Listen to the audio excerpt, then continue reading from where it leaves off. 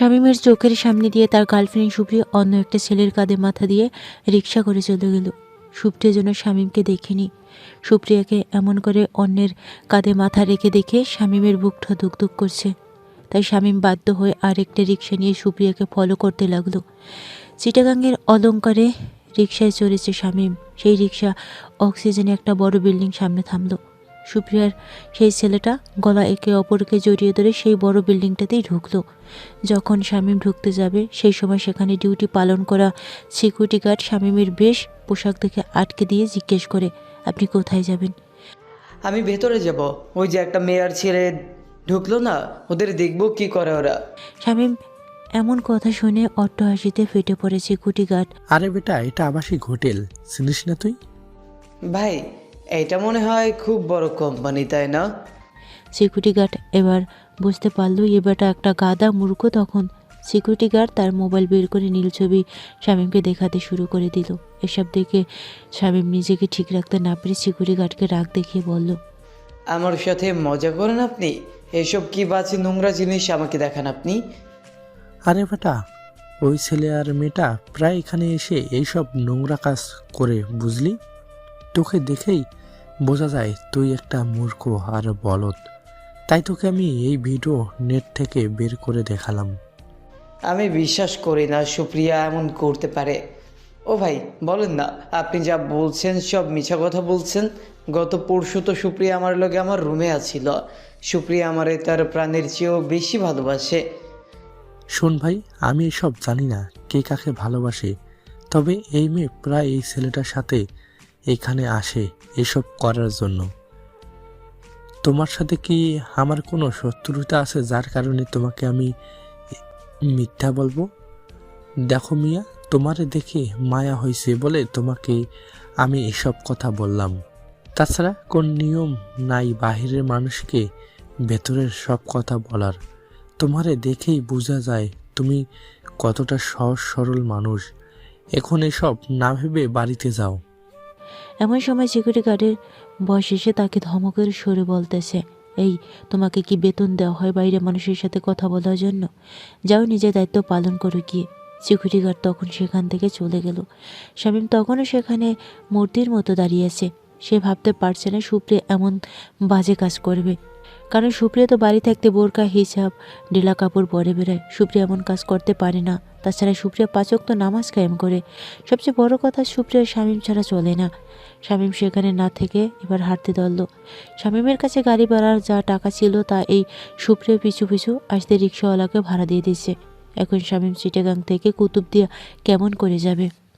শামীমের কাছে অবশ্যই 80,000 টাকা আছে, কিন্তু সবগুলো 1,000 টাকার নোট। এই 80,000 টাকা থেকে যদি একটা টাকা নষ্ট হয় তাহলে তার মালিক তার পিঠের ছাল তুলে ফেলবে মারতে মারতে। আসলে শামীম সকাল 10টায় ইঞ্জিন চালিত নৌকা করে সেই কুতুবদিয়া উপজেলায় উত্তর ধুরুং থেকে চিটাগাং শহরে এসেছে লবণের টাকা নিতে। 10 টাকা নৌকা চড়ে দুপুর 2টায় এসে চিটাগাং বন্দরে পৌঁছে শামীম। সেখান থেকে অলঙ্কার যায় একটা লবণ কোম্পানির কাছে টাকা নেওয়ার জন্য। সেখানে সুপ্রিয়াকে দেখে শামীম।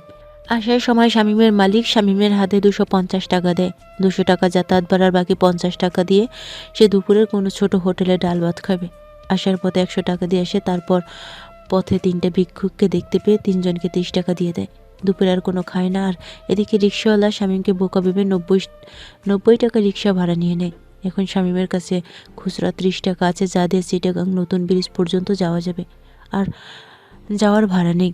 শামীম সেখান থেকে 30 টাকা গাড়ি ভাড়া দিয়ে নতুন ব্রিজ পর্যন্ত যায়। তারপর গ্রিন লাইনের একটা টিকিট কাটে মাগনামা যাওয়ার। আসলে শামীম যদি এখন সমুদ্র পথে যায় তাহলে শামীমের যেতে দেরি হবে, তাই সে বাসের টিকিট কাটলো। আসলে কুতুবদিয়া উপজেলা কক্সবাজার জেলার ছোট একটা দ্বীপ। কুতুবদিয়া যেতে হলে হয় সমুদ্র বন্দর দিয়ে যেতে হবে, নতুবা গাড়ি করে চক্রিয়া হয়ে মাগনামা, তারপর ইঞ্জিন চালিত নৌকা বা স্পিডবোট দিয়ে যেতে হবে। এবার আসুন আপনাদেরকে সব ভেঙে বলি। শামীম সুপ্রিয়াদের বাসার কাজের ছেলে। শামীমের মা বাবাকে শামীম তা জানে না। শামীমকে 18 বছর আগে এই চিটাগাং শহরে পায় সুপ্রিয়াদের বাড়ির পুরান কাজের লোক রহিম। আর তখন থেকে শামীম রহিমকে আব্বা আর তার বউকে মা বলে ডাকে। রহিমের ছোট সংসার, আরও 3 ছেলে মেয়ে আছে, যাদের পড়াশোনার টাকা জোগাড় করতে গিয়ে শামীমকে কাজের মানুষ বানিয়ে ফেলে রহিম। এখন অবশ্য রহিম কোনো কাজ করে না, তার ছেলে মেয়ে লেখাপড়া শেষ করে এখন চাকরি করে। আর শামীমের নিজের পেটের ভাত জোগাড় করার জন্য সুপ্রিয়াদের বাসাতে কাজ করে। শামীমকে যদি দুনিয়ায় কেউ বেশি ভালোবাসে তা হলো সুপ্রিয়া আর রহিম মিয়া। সত্য বলতে শামীম হাতের কোনো কাজ জানে না। কুতুবদিয়া উপজেলায় শুধু লবণ চাষ করা হয়, আর শামীম শুধু সেই কাজ আর বাসার কাজ জানে, আর কোনো কাজ জানে না। শামীম তাই তো আজ লবণের টাকা আনার জন্য চিটাগাং শহরে আসছিল। চলুন আপনাদের মূল বিষয় মানে লবণ চাষ আর শামীমের কথা বলি। কক্সবাজার জেলার একটি দ্বীপ উপজেলা কুতুবদিয়া, 216 বর্গ কিলোমিটার আয়তনের ছোট দ্বীপ। কুতুবদিয়া সমুদ্র সৈকত উত্তর দক্ষিণে প্রায় 16 কিলোমিটার দীর্ঘ। এই উপজেলায় 1666 সালে প্রথম মানব হিসেবে হজরত মোহাম্মদ সাল্লামের বংশধর কুতুবউদ্দিন প্রথম আসেন। তখন থেকে এই ছোট দ্বীপের নাম হয় কুতুবদিয়া। 1822 সালে বঙ্গোপসাগরে ঝড়ার জলস্রোতের কারণে এখানে উপকূল ভাগ হয়ে যায়। তখন অনেক ঝড় বের হয়। তখন এই কুতুবদিয়া, বাঁশখালী, সাতকানিয়া, পটিয়া উপজেলা থেকে মানুষ এসে বসবাস শুরু করে আর প্রাকৃতিক উপায়ে লবণ চাষ শুরু করে। উত্তরবঙ্গের মানুষ ধানের বীজ যেমন করে বপন করে, সেই একই রকম করে লবণ চাষ করা হয়। প্রথমে 6 ফিট দীর্ঘ এবং 16-18 ফিট লম্বা আলোর মতো তৈরি করা হয়। তারপর গাছের মোটা গুঁড়ি দিয়ে সেখানে রোলার গাড়ির মতো করে ডলতে হয়। যখন মাটি একটা ইটের চেয়েও শক্ত হয়ে যায়, তখন সেই মাটির উপর পলিথিন আলের মাপ অনুযায়ী বিছানো হয়। একটা বড় নালা করা থাকে, সমুদ্রের পানি ইঞ্জিন চালিত মেশিন দিয়ে সেই নালায় নিয়ে আসা হয়। তারপর যার যার জমিতে পানি দিয়ে যাওয়ার জন্য ছোট নালা করা হয়, আর ছোট একটা গর্ত করা হয়। সেই গর্তে সমুদ্র পানি থাকে, আর সেই পানি এই পলিথিনের উপর দিয়ে দেওয়া হয়। 4 দিন পর সেই পানি লবণের রূপান্তরিত হয়, আর এখানে শীতের সময় লবণ চাষ করা হয়। কুতুবদিয়া উপজেলার ঘরে ঘরে শিক্ষিত ছেলেমেয়ে আছে, তার কারণ এখানকার ছেলেমেয়ে পড়াশোনা করার জন্য অনেক স্কুল, কলেজ, মাদ্রাসা আছে। আর উচ্চশিক্ষা গ্রহণ করার জন্য তারা ছেলে মেয়েকে চিটাগাং শহরে পাঠায়। তাই তো সুপ্রিয়া পড়াশোনা করার জন্য চিটাগাং শহরে আছে। আর এই উত্তর ধুরুং থেকে লবণের বড় বড় কোম্পানি লোক এসে লবণের প্রতি কেজি 1 টাকা থেকে 1.5 টাকা করে কেজি কেনে। আমি শীতের সময় নিজের এই উপজেলায় গিয়ে পুরো 10 দিন থাকি। আমি যেখানে ছিলাম সেই জায়গাটা উত্তর ধুরুং, আর এর চারিদিকে সমুদ্রের মাঝে এই ইউনিয়নটা। আমি গাড়ি থেকে নামলাম। সেখান থেকে নেমে আমি ঘাটে এসে ইঞ্জিন চালিত নৌকায় চড়লাম। এখান থেকে আমার মালিকের বাসায় যেতে মোট ভাড়া 35 টাকা লাগবে। নৌকা ভাড়া 15 টাকা আর অটো ভাড়া 20 টাকা। আমি মালিকের বাড়িতে এসে মালিককে টাকা দিয়ে আবারও কাজে লেগে পড়লাম। আমি যদি একবেলা কাজ না করি তাহলে সেবেলার খাওয়া আমার বন্ধ। কাজ বলতে বাড়িঘর মোছামুছি করা, বাজার করা, কাপড় কাচা আর লবণ চাষ করা, এই আর কি। রাতের বেলা মালিক আমাকে তার ঘরে ডাকলো। সেখানে মালিকের বউও ছিল। হিরে শামীম, এখানে তো 80 টাকা থাকার কথা, বাকি 120 টাকা কই? মালিক, ভাড়া দিতে হয়েছে আমার, আসলে ভাড়া ছিল না তাই। কি গো, তুমি না ওরে 250 টাকা দিলে যাতায়াত ভাড়ার জন্য? হ্যাঁ দিয়েছিল, কিন্তু রাস্তায় আমার সব টাকা গাড়ি ভাড়া দিতে শেষ হয়ে যায়। ওই গাড়ি ভাড়া আবার কবে থেকে বাড়লো রে, যার কারণে তো টাকা শেষ হয়ে গেছে? আমি এক জায়গায় গেছিলাম মালিক, আমি আর বলতে পারলাম না। তার আগে আমাকে শক্ত কাঠের তক্তা দিয়ে মারতে লাগলো। আগেই বলছি শামীমকে তার মালিক 1 টাকার জন্য গায়ে হাত তুলে। আজ তো শামীমকে 120 টাকার জন্য প্রায় আধমারা করে ফেলা হয়েছে। পিছের অনেক জায়গায় ফেটে গিয়ে রক্ত ঝরতেছে। এগিয়ে আসার কেউ নেই। যদি সুপ্রিয়া বাড়িতে থাকতো তাহলে শামীমকে কখনো মারতে দিত না। শামীমকে মারতে মারতে প্রায় অজ্ঞান করে ফেলতো। তখন বাড়ির বাকি 2টা কাজের লোক শামীমকে ছাদের চিরকোঠার ঘরে নিয়ে যায়। তাদের একজন তার আব্বা মানে রহিম মিয়াকে ডাকতে গেছে। রহিম মিয়া বাড়িতে ঢোকা মাত্র মজুমদার সাহেব বলতে থাকে, তুমি তাহলে আসছো রহিম মিয়া? জানো তোমার ছেলে কি করেছে? আজ পুরো 120 টাকা চুরি করেছে, মানে আমার 120 কেজি লবণের টাকা। মালিক, তাই বলে ছেলেটাকে এভাবে মারবেন? জানেনই তো ছেলেটার আমি ছাড়া দুনিয়ায় কেউ নাই। আমার যদি সামর্থ্য থাকতো তাহলে শামীমকে আমার বাড়ি নিয়ে যেতাম, এখানে থাকতে দিতাম না। রহিম, তুমি ভালো করে জানো বর্ষার শেষে এই লবণ চাষ করা জমির জন্য মানুষে মানুষে এখন খুনাখুনি হয়। তুমি এটাও জানো এই লবণ চাষ করতে গিয়ে কত খরচ করতে হয় আমাকে। জানি মালিক, আমি জানি। তবু আপনার প্রতি আমার অনুরোধ, আমার ছেলেটাকে আপনি এভাবে আর মারবেন না। রহিম মিয়া সিঁড়িতে দৌড়ে ছাদের চিলকোঠা ঘরে যায়। গিয়ে দেখে শামীমকে উল্টো করে শুয়ে রাখা হয়েছে, আর শামীমের শরীর থেকে পাতলা স্যান্টো গেঞ্জিটা খুলে রাখছে অন্য কাজের ছেলেটা। রহিমকে আসতে দেখে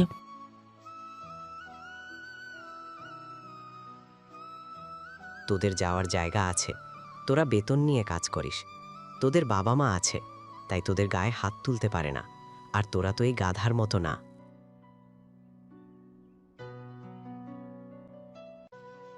সেটাও সম্ভব না। আমি মালিকের কাছে শামীমকে বিক্রি করে 3 লক্ষ টাকা নিয়ে আমার ছেলে মেয়েকে চাকরি নিয়ে দিয়েছি। আরও 3টা মাস শামীমকে এসব অত্যাচার সহ্য করে থাকা লাগবে।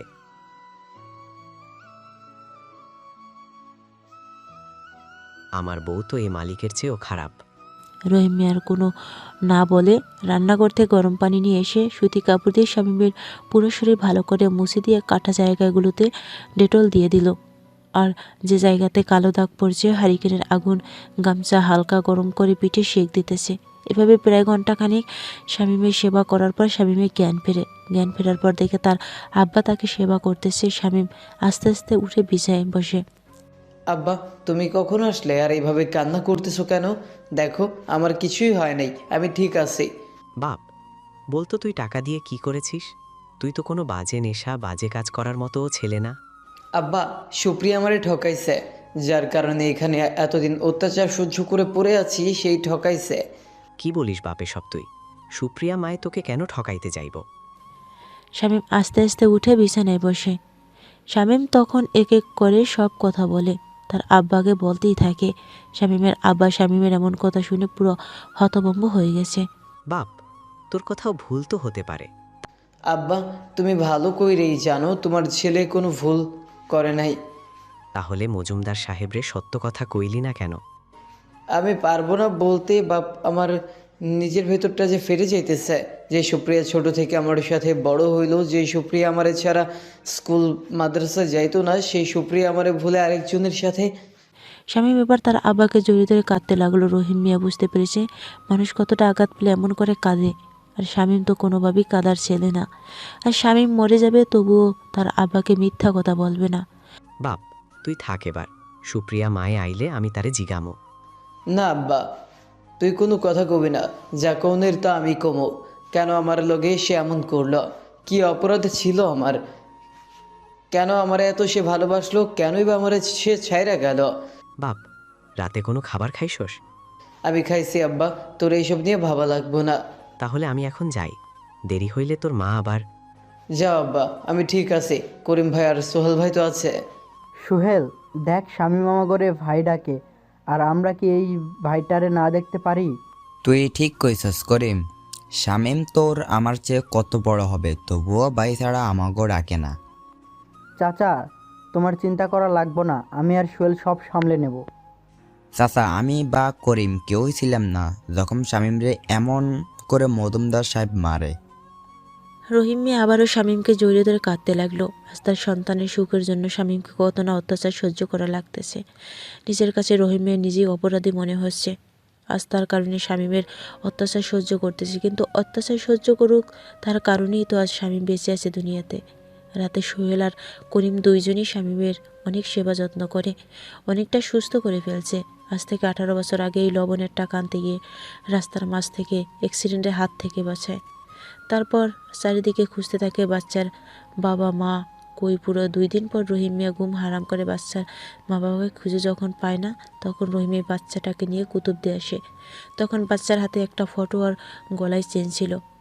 ফটোটাতে দেখা যায় একটা মহিলার কোলেই বাচ্চা, আর তার পাশে একটা পুরুষ লোক, তার সাথে একটা 8-9 বছরের মেয়ে। শামীম বাড়িতে নিয়ে গিয়ে রহিম পরে আরেক বিপদ।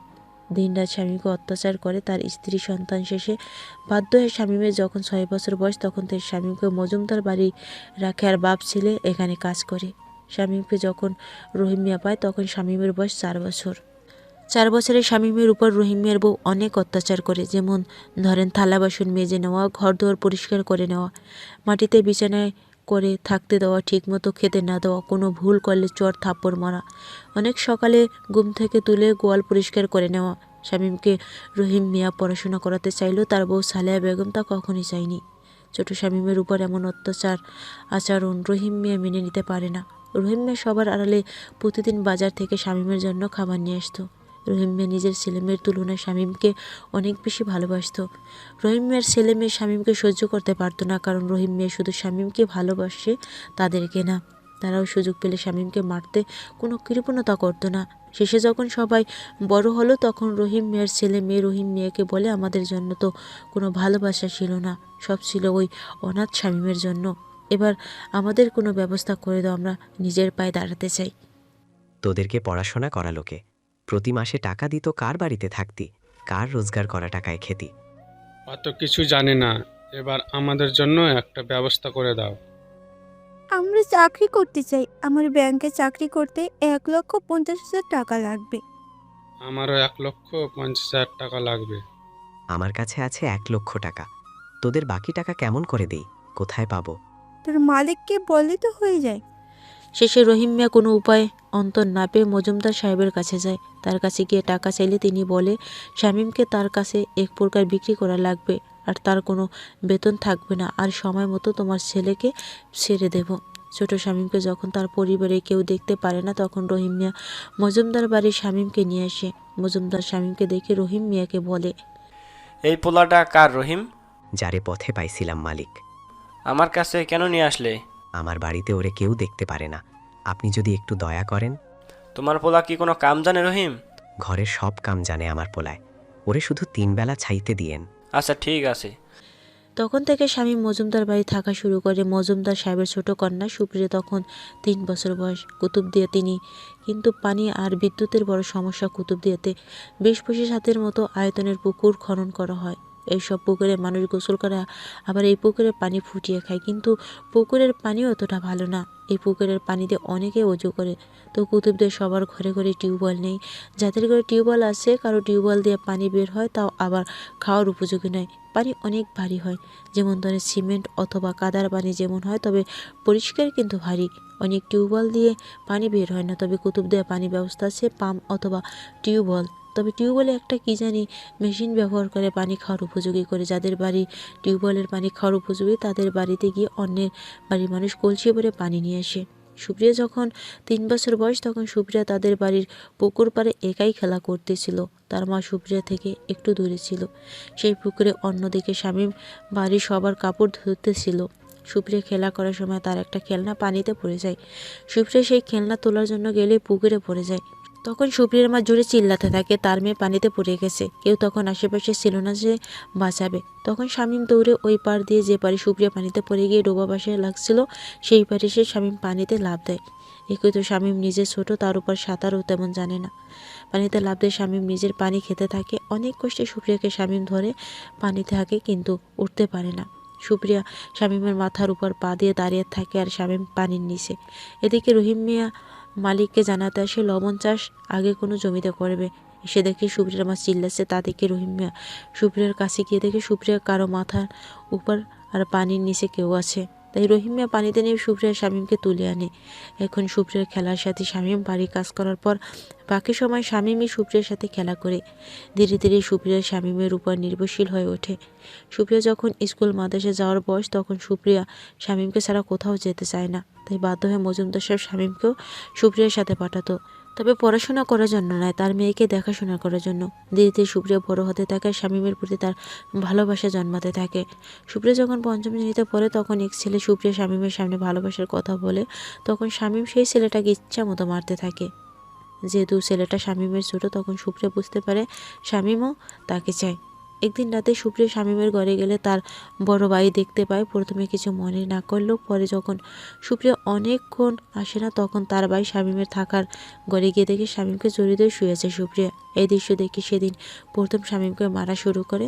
তবে সুপ্রিয়ার জন্য কেউ তাকে তেমন একটা মারতে পারে না, কারণ সুপ্রিয়া বলে এই ঘরে পড়তে এসে কখন যে ঘুমে গেছে তাই সে বুঝতে পারে নাই।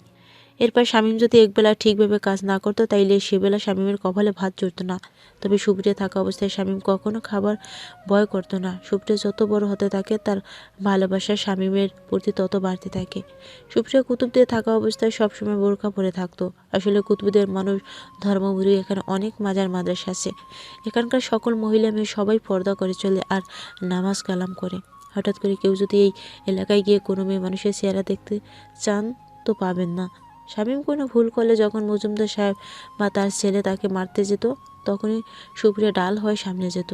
শামীমের সব রকম পরিস্থিতি সুপ্রিয়ার পাশে ছিল। শামীমের ঈদের পোশাক, এমনিতেই কোনো কাপড় কেনা, খাওয়া, চলার পথে টাকা পয়সা, খাওয়া দাওয়া, শামীমের ক্লান্তি লাগলে তার ঘরে গিয়ে শামীমের মাথায় হাত বুলিয়ে দিয়ে ঘুম পড়ানো। মাঝে মাঝে সুপ্রিয়া শামীমের ঘরে শামীমের বুকের উপর মাথা দিয়ে সেখানে ঘুমিয়ে পড়ে। সব কিছু রহিম মিয়া আর সোহেল করিম জানত। ছোট মালকিন, শামীমের সাথে এইসব যে করতেছেন, এসব যদি আপনার বাবাই জানে তাহলে পোলাটারে জানে মাইরা ফালাইব। চাচা, তুমি না কইলে বাবা কেমনে জানবো? আর আমি তোমার পোলারে অনেক ভালো পাই, আমি তোমার পোলারে বিয়া করমু। ছোট মালকিন, শামীমের তো কোনো পরিচয় নাই, কোন পরিচয়ে হ্যারে তুমি বিয়া করবা? তোমার বাবা এসব কোনোদিনই মেনে নিব না। চাচা, তুমি ভালো করে জানো আমার সব আবদার আমার বাপ ভাইয়ে পূরণ করে দেয়। তোমার পরিচয়ে তোমার পোলারে বিয়া করমু চাচা, তোমাকে এসব নিয়ে কোনো ভাবনা চিন্তা করন লাগবো না। বাপ মা ছাড়া একলা পোলাটারে কোনো কষ্ট দিও না ছোট মালকিন, তবে একটু সাবধানে থাইকো। সাবধানের কোনো মায়ের নাই, বুঝলে? সুপ্রিয়া যখন ক্লাস 10-এ পড়ে তখন তো রোজ রাতে সবাই ঘুমিয়ে পড়ার পর সুপ্রিয়া চুপচুপ করে শামীমের ঘরে গিয়ে শামীমকে জড়িয়ে ধরে ঘুমিয়ে থাকতো। আর ভোর রাতে তার নিজের ঘরে চলে আসতো। মাঝে মাঝে সন্ধ্যায় তারা সাগর পাড়ে যায়, সাগরের ঢেউ দেখে ঢেউ গুনি। মাঝে মাঝে সুপ্রিয়ার স্কুল ছুটির পর সুপ্রিয়া শামীমকে নিয়ে সাগরে তাদের বড় ইঞ্জিন চালিত নৌকো নিয়ে বেরোতে যায়। আসলে সুপ্রিয়ার বাবা প্রায় বড় বড় 30টা নৌকা আছে, এর মধ্যে 20টা ভাড়া দেয় আর বাকি 10টা নিজের লোকদের চালিয়ে নেন। এসব বড় বড় নৌকা দিয়ে তারা সাগরের মাঝে গিয়ে মাছ ধরে, নানা জাতের মাছ ধরে জেলেরা। শীতের সময় লবণ চাষ আর গ্রীষ্ম বর্ষায় সাগরের মাছ ধরে জীবিকা নির্বাহ করে। তবে এসব মাছ বেশিরভাগ এখানে শুটকি হয়। হাজার হাজার মানুষ এসব দিয়ে জীবন চালায়। সুপ্রিয়ার শামীম দুজনই মাঝে মাঝে ওদের নৌকো নিয়ে সাগরের মাঝে যায়। সুপ্রিয়া তখন সাগরের মাঝে চিৎকার করে শামীমকে ভালোবাসি বলার জড়িয়ে ধরে। সন্ধ্যার আগে বাড়ি ফিরে, তবে তার জন্য স্বামীকে অনেক কথা শোনা লাগে, কিন্তু সুপ্রিয়া থাকলে কেউ তেমন একটা কথা বলতে পারে না। সুপ্রিয়ার ফাইনাল পরীক্ষা শেষ হলে সুপ্রিয়া ইন্টার পড়ার জন্য শহরে পাঠানোর সিদ্ধান্ত নেওয়া হয়। সুপ্রিয়া প্রথমে যেতে রাজি ছিল না, পরে শামীমের কথা রাজি হয়ে যায়। সুপ্রিয়া তার বাবা মাকে বলে প্রতি মাসে একবার করে সুপ্রিয়া বাড়িতে আসবে।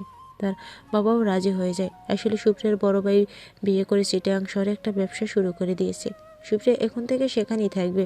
কুতুবদের মানুষ, কোনো টাকার অভাব নেই, এখানে সবার ঘরে ঘরে টাকা আছে, তাই তারা তাদের ছেলে মেয়েকে পড়াশোনা করার জন্য শহরে পাঠায়। সুপ্রিয়ার চলে যাবার পর শামীম প্রায় একা হয়ে পড়ে। এখন শামীম কাজে একটু ভুল করলে মার খায়, তবে শামীমের আব্বা থাকলে মারটা খুব কম খায় শামীম। পরে যখন শামীমের আব্বাকে তার ছেলে মেয়ে কাজ করতে না দেয়, তখন আর শামীমকে মজুমদার তার ছেলে বউর হাতে মার খেয়ে থেকে কেউ বাঁচাতে পারে না। সুপ্রিয়া শহরে যাওয়ার আগে শামীমকে বলে গেছে তার জন্য অপেক্ষা করতে। যত আঘাত করুক না কেন শামীম যেন সব সহ্য করে থাকে। সুপ্রিয়া প্রথমে 1 বছর প্রতি মাসে করে আসলো, তারপর থেকে 4-5 মাস একবার করে আসতো। তবে শামীমের সাথে আর আগের মতোই মিশতো। ইন্টার পাস করার পর সুপ্রিয়া চিটাগাং ভার্সিটিতে ভর্তি হয়। তখন সুপ্রিয়া খুব কম সময়ের জন্য বাড়িতে আসে। সুপ্রিয়া এখন কুতুবদের ভালো লাগে না, তার কারণ আছে বটে। এখানে না আছে বিদ্যুৎ, না আছে ভালো মানের নেটওয়ার্ক, না আছে টিভি, না আছে ভালো পানির ব্যবস্থা। তবে এই কুতুবদিয়া বাংলাদেশের সবচেয়ে বড় বায়ু বিদ্যুৎ কেন্দ্র আছে, প্রায় 1000 কিলোওয়াট ক্ষমতা সম্পন্ন। সুপ্রিয়ার কথা শুনে শামীম সবার সব অন্যায় অত্যাচার সহ্য করে পড়ে আছে। তবে সুপ্রিয়া শহরে যাওয়ার পর শামীমকে রেখে তার আব্বা টাকা নেয় জমিদারের কাছে। যবে থেকে সুপ্রিয়া শুনেছে শামীমকে বাড়িতে রেখে তার আব্বা টাকা নিয়েছে, তখন থেকে সুপ্রিয়া এখানে ঠিকভাবে আসা বন্ধ করে দিয়েছে। ঘরে শুয়ে শুয়ে সব ভাবতেছে রহিম মিয়া। যে শামীমের জন্য ছোট মালকিন পাগল ছিল, সেই ছোট মালকিন শামীমকে ভুলে আজ নতুন কাউকে বেছে নিয়েছে। শামীমের বা কী যোগ্যতা আছে? কেনই বা সে সুপ্রিয়াকে ভালোবাসতে গেল? যদি সুপ্রিয়াকে শামীম ভালো না বাসত, তাহলে আজ ওর এমন অবস্থা হতো না। আর আমি নিজের হাতে শামীমকে শেষ করে দিলাম। ইদানিং শামীমের উপর বেশি কাজের চাপ দেন মজুমদার সাহেব। হতে পারে 3 মাস শামীম আছে, তাই তাকে দিয়ে তার 4 জন মানুষের কাজ করে নেয়। ঠিক মতো খেতেও দেয় না, কোনো দোষ করলে তো কপালে মার আছে। শামীম এতটা সহজ সরল যে তাকে যেটা করতে বলবে শামীম সেটাই করবে। শামীমকে থাপ্পড় মেরে যদি বলা হয় ওই কাজটা করে দে, তবু সে না করবে না। শামীমকে মারার পর যদি বলা হয় এখন গিয়ে খা, তবুও কারো মতো রাগ করে না খেয়ে থাকবে না, সে খাবে। শামীম কিন্তু 5 ওয়াক্ত নামাজ নিয়মিতই কায়েম করে। সে একটু হাল্লা বিরোধ ছেলে। শামীম পালে মানুষের উপকার করবে, কোনো ক্ষতি করবে না। বাপ, এভাবে আর কতদিন মানুষের অত্যাচার সহ্য করবি? যে যাই বলে তার সেই কথাই শুনিস, তার সেই কাজ করে দিস। আব্বা কেন করি জানো? যাতে কেউ আমার বাপ মা তুলে কোনো কথা বলতে না পারে তাই। তোর বাপ মাকে তা তো তুই নিজেও জানিস না বাপ। আব্বা কে বলছে আমি জানি না। এই তুমি আমার বাপ আর তোমার স্ত্রী আমার মা। রহিম মিয়ার সাথে সাথে শামীমকে জড়িয়ে ধরে কাঁদতে থাকে। আমার জন্যই তোকে আজ এত কষ্ট সহ্য করা লাগতেছে। আব্বা তোমার জন্য আমি সামান্য কষ্ট কি নিজের জীবনটাও দিয়ে দিতে পারি। সেদিন তুমি আমারে না বাঁচাইলে আজ আমি কি দুনিয়ায় থাকতে পারতাম? তোমার জন্যই তো এইসব করা আমার কোনো সমস্যা না। বাপ, তুই সব ছেড়ে চলে যাস না কেন? কেন তুই পড়ে আছিস? তুইও শহর যা, কোনো কাজ কর, দেখবি তুই অনেক ভালো থাকবি। আব্বা তোকে ছেড়ে কার কাছে যাব? কে আমারে এত ভালোবাসবে? তুই ছাড়া যে এই দুনিয়াতে আমারে ভালোবাসবে এমন কোনো মানুষ নাই। আর তোর পোলা তো কোনো কাজ জানে না, কে দিব তোর পোলারে কাজ? আর শহরে গিয়ে বা কার কাছে থাকবো, কে আমারে কাজ দিব? রহিম মিয়া আর কিছু বলতে পারে না। তার নিজের ছেলে মেয়েও রহিম মিয়াকে এতটা ভালোবাসে না যতটা শামীম তাকে ভালোবাসে। শামীম সব অন্যায় অত্যাচার মেনে নিয়ে তার মতো করে কাজ করে। শামীম এখন দিনরাত মিলে এক বেলা খেতে পারে, সেটা কোনো বেলা খেতে পারবে তা শামীম নিজেও জানে না। এই কনকনে শীতের দিন শামীমকে সেই ফজরের নামাজ পড়ে একাই জমিতে যেতে হয়। একদিকে সাগরের পাড় থেকে আসা বাতাস, অন্যদিকে সাগরের এই ঠান্ডা পানি জমিয়ে দেওয়া, তার উপর আবার যে লবণগুলো সাইডে ডিপ সাজিয়ে রাখা হয়েছে সেগুলো বস্তা করে নিজেকেই ঘাড়ের উপরে নিয়ে রাস্তা ধারে রাখা লাগে। সোহেল আর করিম গেছে সাগরে মাছের আড়তে বা সেখানে মাছ শুকে শুটকি করা হয়। দেখতে দেখতে 3 মাস চলে গেলে শামীমের মুক্তি হয়ে গেল। কিন্তু শামীম মজুমদার বাড়ি ছাড়লো না। কেন ছাড়লো না তা কেউ জানে না। রহিম মিয়া একবার জিজ্ঞেস করেছিল, এবার সে রহিম মিয়াকে কিছু জানায়নি। শামীমকে মুক্তি দেওয়ার পরও তাকে দিয়ে 3-4 জনের কাজ করানো শেষ হলো না মজুমদারের। শামীম এখানে ছাড়া বা কোথায় যাবে? অন্য কারো বাড়িতে গিয়ে কাজ করতে পারবে, তবে একজনের কাছে যে শামীম অনেক কিছু জানার বাকি আছে। তার কাছে সব না শুনে শামীম যাবে কোথায়? কেন শামীমের সাথে শুভ্র এমন করলো তা তো জানতেই হবে। দেখতে দেখতে আরও 2 মাস চলে গেল। এই 2 মাস তো মজুমদার শামীমকে গাদার মতো করে খাটাইছে। শামীম ঠিকমতো খেতে না পারায় প্রায় শুকিয়ে গেছে অনেকটা। এখন কেউ দেখলেও চিনতে পারবে না। রহিম মিয়া তো আগের মতো আর কাজ করতে পারে না যে সেখানে থেকে টাকা বাঁচিয়ে শামীমের জন্য খাবার নেবে। তার ছেলে মেয়ে যে টাকা পয়সা পাঠায় তা তার বউয়ের হাতে রহিম মিয়া শুধু এখন বসে বসে 3 বেলা খায়। কোনো কিছু লাগলে তার বউ তাকে কিনে দেয়, এর বাইরে আর কিছুই না। হঠাৎ একদিন শুভ্রে সেদিন ওই ছেলেটা তার ভাবি আর ভাই সাথে একজন বয়স্ক পুরুষ আর মহিলার সাথে আসে। শামীমকে দেখার পরও কোনো কথা না বলে সুপ্রিয়া। শামীম শুধু সুপ্রিয়াকে দেখতেছে আর চোখের জল ফেলতেছে। আজ 2 দিন হলো সুপ্রিয়া এসেছে, কিন্তু একবারের জন্য শামীমের চিলেকোঠার ঘরে আসেনি সুপ্রিয়া। তাই শামীম থাকতে না পেরে নিজেই একবার সুপ্রিয়ার ঘরের দিকে উকি দেয়। উকি দেওয়ায় সুপ্রিয়ার বড় ভাই দেখে ফেলে আর সেখানে শামীমকে মারতে থাকে। আর সুপ্রিয়া শামীমকে বাঁচাতে আসলো না। শামীম শুধু একদিনে সুপ্রিয়াকে দেখতে থাকলো। আজ 2 মাস থেকে শামীম ঠিকমতো খায় না, তার উপর আবার এত মার খেতে হচ্ছে। ছেড়ে দে ওকে, বাড়ির মেহমান এসেছে আর 2 দিন পর সুপ্রিয়ার বিয়ে, সেটা কি ভুলে গেছিস তুই? মজুমদারের ছেলে তখন শামীমকে মারা বন্ধ করে যায়। মজুমদার কি বলে গেলে সুপ্রিয়া বিয়ের শামীম তার কোনো কিছুই জানে না। জানবে বা কী করে? এখন তো শামীমকে কেউ কিছুই বলে না। সুপ্রিয়া তো নিজে এসে বলল না। সুপ্রিয়া অবশ্য বুঝতে পেরেছে শামীমকে তার বড় ভাই কেন মেরেছে, কিন্তু সুপ্রিয়া যে হাত পা বাঁধা। শামীম আজকে মার খেয়ে প্রায় আধমরা হয়ে গেছে। আধমরা হবেই না কেন, যে মারটা না মেরেছে মজুমদারের বড় ছেলে। শামীম কোনো রকম মেঝে থেকে উঠে সিঁড়ি বেয়ে তার চিলেকোঠার ঘরে গেল। আজ আর কেউ শামীমের আব্বাকে খবর দেয় নাই। শামীমের পুরো শরীর আজ খুব ব্যথা করতেছে, মনে হচ্ছে শরীর থেকে মাংস খসে পড়তেছে। শামীম না পারতেছে কান্না করতে, না পারতেছে নিজের শরীরে ব্যথার জন্য চিৎকার করতে।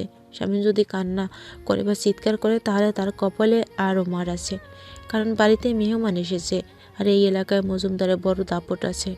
শামীমকে মারার সময় সবচেয়ে বেশি খুশি হয়েছিল মজুমদারের বড় ছেলের বউ। মাঝরাতে হঠাৎ করে শামীম টের পেল তার ঘরে কারা যেন ঢুকতেছে। আসলে একজন আসার শব্দ একরকম আর 2-3 জন আসার শব্দ আরেক রকম। এমনিতে শামীম শরীরের ব্যথার কারণে ঘুমাতে পারেনি, তার উপর ঘরে আলোর কোনো ব্যবস্থা নেই। কোনো রকম বিছানা থেকে শামীম উঠে বলল, কে? আমি এসেছি আর ভাবি এসেছে, একটু ছাদে আসো কষ্ট করে। সুপ্রিয়ার এমন ব্যথা ভরা ডাক শুনে শামীমের শরীরের সব ব্যথা যেন উদয় হয়ে গেল। তাই শামীম তাড়াতাড়ি বিছানা থেকে উঠে ধীরে ধীরে ছাদে গেল। শামীম, তুমি তো শুনলেই আমার বিয়ে আর 2 দিন পর, তাই আমাকে তুমি ভুলে যাও। যে ছেলেটার সাথে এসেছে তার সঙ্গে তোমার বিয়ে, তাই তো? তুমি কি করে জানলে? মনে আছে সুপ্রিয়া, শেষবার যখন আমার ঘরে এসে আমার সাথে থেকে পরের দিন শহরে চলে গিয়েছিলে? হ্যাঁ। তার পরের দিন আমি চিটাগং যাই তোমাদের লবণের টাকা আনতে একটা বড় কোম্পানির কাছ থেকে। সেই দিনই তোমাকে আর ওই ছেলেটাকে এক রিকশায় যাইতে দেখি, আর তোমাদের পেছন পেছন আমিও যাই। সেখানের সব ঘটনা সহ বাড়িতে এসে মার খাওয়া পর্যন্ত। সব যেহেতু জেনেই গেছিলে, তাহলে আজ কেন আমার রুমে আমাকে দেখার জন্য উকি দিতে গেলে? 2টা কারণে। কি কি কারণে? আমার সাথে সেই ছোট থেকে তোমার কি ছিল? তোমার সাথে আমার ভালোবাসার সম্পর্ক ছিল, তবে যতদিন তোমাকে তোমার আব্বা বিক্রি করে নাই ততদিন। আমার সাথে কেন এমন করলে বলবে? তোমার সাথে আমি কোনো কিছু করি নাই, আমার ভবিষ্যৎ ভেবে তোমাকে ছেড়েছি। দেখো, না আছে তোমার কোনো পরিচয়, না আছে তোমার কোনো যোগ্যতা, না আছে নিজের বাড়ি ঘর, না জানো কোনো কাজ, তাহলে তোমার সাথে বাকি জীবন কেমন করে কাটাতাম? তাই তো আমার চাচাতো ভাইয়ের সাথেও সম্পর্কটা আমি করে দেই। প্রথমে অবশ্য সুপ্রিয়া রাজি ছিল না, আর আমার চাচাতো ভাইটাও অনেক পিছনে ঘুরেছে সুপ্রিয়ার। পরে যখন সুপ্রিয়ার কাছে জানতে পারলাম তোমার সাথে সে সম্পর্ক করে, তাই আমি সুপ্রিয়ার চোখে আঙুল দিয়ে সব দেখিয়ে দেই। আর আমার আব্বু কখনো আমাদের সম্পর্ক মেনে নিত না, তাই আমি সৌরভের সাথে প্রেম করার আগেই ভাবি আর ভাইয়ার সাহায্যে গোপনে কাবিন করি। তারপর সময় পেলে আমরা একান্ত সময় কাটাই। তাই হয় সেদিন তুমি আমাদেরকে দেখেছো। যদি আমার সাথে এমনই করার ইচ্ছা তোমার ছিল, তাহলে কেনই বা আমাকে ভালোবাসা শিখাতে গেলে? আমি তো তোমার কাছে কখনো যাই নাই, তুমি বারবার এসেছিলে আমার কাছে। এমন করে তোমাকে ভালোবাসতে শিখিয়েছো, এখন তোমাকে ভুলতে গেলে আমাকে মরতে হবে? কই, আগে তো এমন কথা বলতে তোমার কোনো কিছুই আমার লাগবে না, তুমি নাকি আমাকে আর তোমাকে চালাতে পারবে। তোমার বাবা না মানলে আমাকে নিয়ে পালিয়ে যাবে, আমাকে গাধা থেকে মানুষ করবে। দেখো স্বামী, ও সময় আমার আবেগ ছিল, আবেগের বশে হয়তো বা আরো অনেক কিছুই বলেছি। সৌরভের সাথে সম্পর্ক থাকা অবস্থাতেও তোমার সাথে থেকেছি। হ্যাঁ, তুমি খুব ভালো, আমার কোনো ক্ষতি করো নাই। তোমার সাথে সেদিনই আমার আর সৌরভের কথা জানাতে চাইছিলাম, কিন্তু পারি নাই। তোমার পথ তো বেছে নিয়েছ, এখন আমার কি হবে একবারও কি ভেবে দেখেছ? আমি এখন কার কাছে যাব? কে এখন আমার খবর নেবে? কে আমাকে তোমার মতো করে ভালোবাসবে বলতে পারো? শামীম, কালকেই তুমি চলে যাবে এ বাড়ি থেকে।